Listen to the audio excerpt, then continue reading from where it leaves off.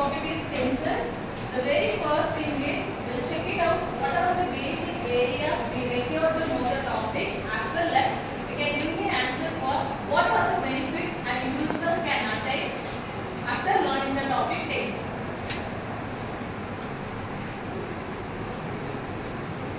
Give answer. Why should we learn tenses? To avoid. Yes, to avoid grammatical errors. Okay.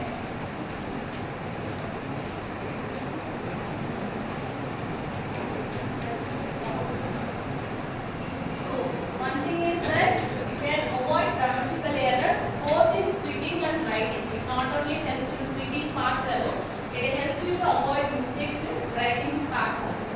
And the next thing is that to make an effective communication. So we go with the effective communication.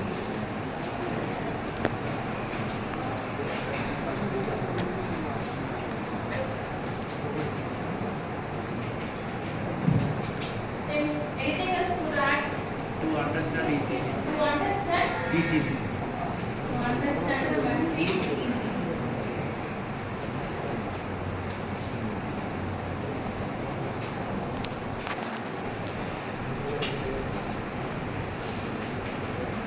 So these are the 3 points are such important things to know the topic tenses. So now we will see the what is your knowledge about the topic tenses. So what are the areas people use to make mistake while applying the rule of tenses? Are you following the rules of tenses when you are speaking or else when you are writing something? What are the problems you face? Even in a last or previous class also I told you that many of you are get confused with writing the overlap of tenses. So you start with the present form and slowly jump into the past tense while ending the letter, then that reflects in a form of future tense. Very often we jump over the tense form from one form to another. So this is the common mistake predominant among the students. Okay. So we'll check the pre-knowledge part. So here it is. Be forms. What are the verb forms will come under be form category?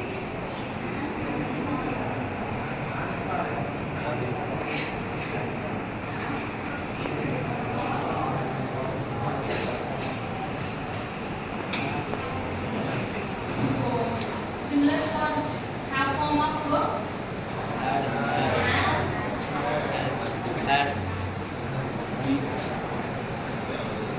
Do form.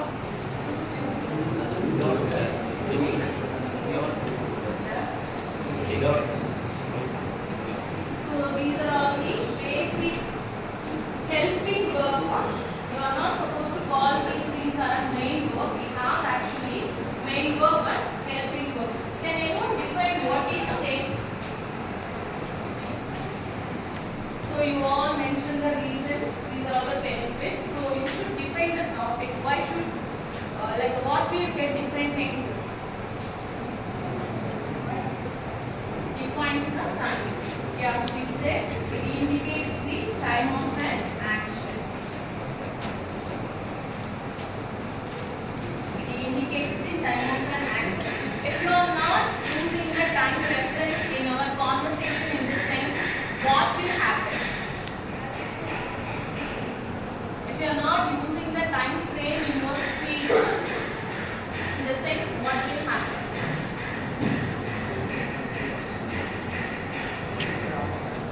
The message will be wrongly conveyed. You are not supposed to understand when the event has done or not in the sense. So hopefully everyone has a conversation in the kid. Just imagine it. Like the baby used to speak, I came tomorrow. I came tomorrow. I will eat yesterday. Here there is no grammar, context is not in a proper order, whereas we'll understand the meaning of the sentence because we know this word yesterday cannot go with the form of will, whereas tomorrow alone go with the will structure and all. So this basic knowledge will be helpful. Okay, can anyone tell me why we use, is there any plural form of a verb? We used to write gives, walks, writes, speaks and all. Why we are writing in this way? Because Give also we have singular plural. Is there anything like singular and plural kind of a structure? Can verb become a plural one? Main verb, especially main verb. Is it? What is the reason? Shreya, yes. Say something. He, she, it. Because when you are he, she, it, along with the third person singular, you are supposed to use yes along with the main verb. There is no plural form in the verb place along with the third person singular. So with this, we will study this part also because these are the very basic things will help us. I change into the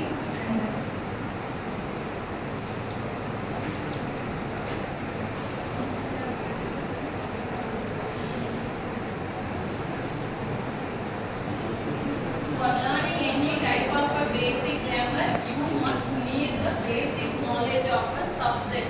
Whether my subject comes under the category of first person. If it is a first person in the sense, we'll go with the pronoun of I. If it is a plural in the sense, we'll use the we form of structure. We'll use similarly. So you can now we are going to connect the helping verb along with this subject. Okay, in what way we are going to connect? Why don't you use will helping? If you are using helping verb alone in a sentence, will it give a meaning? Yes or no? If you are doing like this in the sense, if you are using a helping verb alone in a sentence, will you get a meaning? No. Then could you give some example?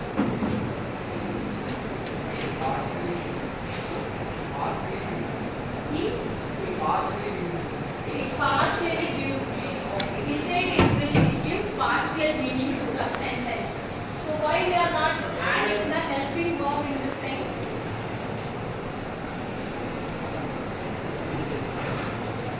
So in this sentence, there is no complete meaning of it. I am.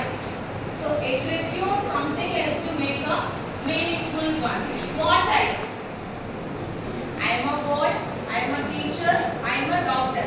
So it requires something else to make a meaningful one. So if you are using a helping verb alone in a sentence, it requires some other objects to make a meaningful one. At the same time, if you are using the main verb in the sense, it makes the sentence meaningful. For instance, if you say he walks, so there is no bother about where does he go. There is no need to worry. It completes one. Birds fly. She slept. She speaks. Something like that. Main verb alone gives the complete meaning, whereas the helping verb will not give a meaning to the sentence. Okay? So here it is. Am can be used only with the I structure, and is known as the present singular form, and here it is present plural form.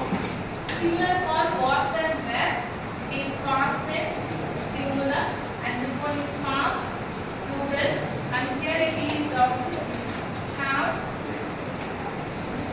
The role of does. What is the role of does? What is the role of the helping verb does? What is the role? You only told gives, no? It is, we can make sentence like this. To make an interrogative type of a sentence, we use these kind of a structure. So all the verbs added with the yes can make this kind of a structure. Okay, ma'am. So next one, you can use has only with the category of he, she, it, especially in the place of present tense. He, she, it alone takes has. In other places, you can use have structure. Instead, I have, we have, you have, they have. And there is no distinction in a part of past tense. What are all the verbs that we have in past tense? Do form of verb? Did. So you can use did commonly in all the places. And similarly, there is no distinction with had. There is no distinction with had structure. So it only the confusion like between the has and have. So had is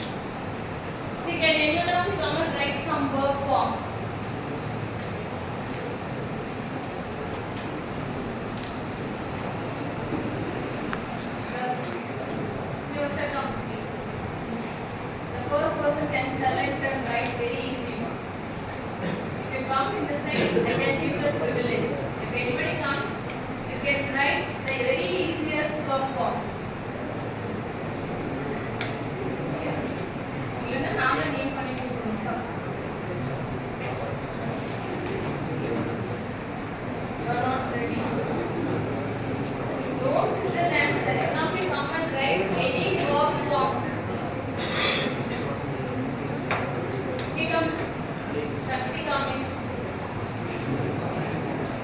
Anything else you can write. You can write a simple action word and its three forms.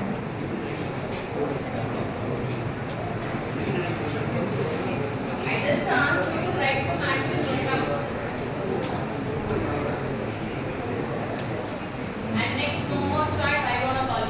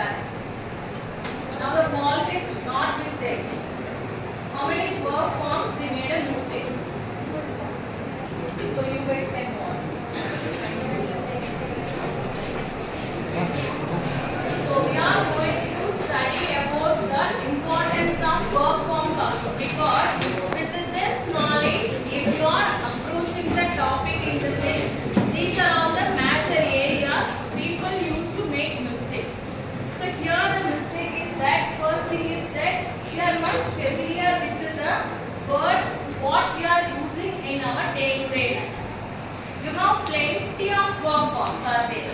Here the question is what is called as a strong verb, weak verb and neutral verb. Strong verb in the sense a verb which after complete change is called as a strong verb. In the sense go, went, gone. These all the things are takes a complete change. Whereas the verb which has some ed or d at the end of the verb is known as the weak verb because there is no change in it. For instance, look, looked at. Neutral, remaining same in other three forms also. There is no change at all. That is called as the neutral verb forms like a cut, put and all you can use in a category of neutral verb. So, we'll see this topic in detail.